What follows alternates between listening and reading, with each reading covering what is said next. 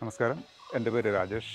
എസൽപുരത്താണ് വീട്, മരരിപ്പം പഞ്ചായത്തിൽ. കഴിഞ്ഞ സമ്മറിലാണ് നമുക്ക് ഇലക്ട്രിസിറ്റി ബില്ല് വളരെ എക്സോർബിറ്റൻ്റായിട്ട് വന്നിട്ട് അപ്പോഴതിനൊരു സൊല്യൂഷൻ.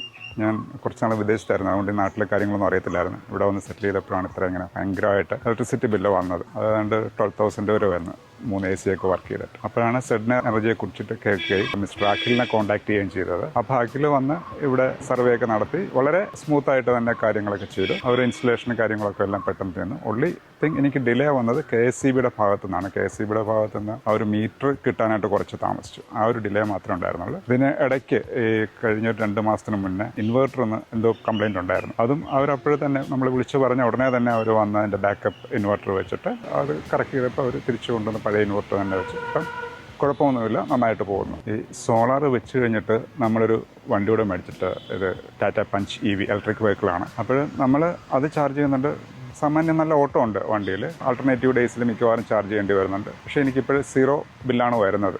ഇതുവരെ എനിക്ക് ആ മിനിമം ചാർജസ് മാത്രമേ പോകുന്നുള്ളൂ. ഇതുവരെ അതിൻ്റെ അപ്പുറത്തൊന്നും വന്നിട്ടില്ല. ഞാനിപ്പോൾ hoping for the best for this summer. Okay, ഈ സമ്മറിനും അങ്ങനെ തന്നെ വരുമെന്ന് വിചാരിക്കുന്നു. വളരെ റിലയബിൾ സർവീസാണ് from Sedna energy. Thank U.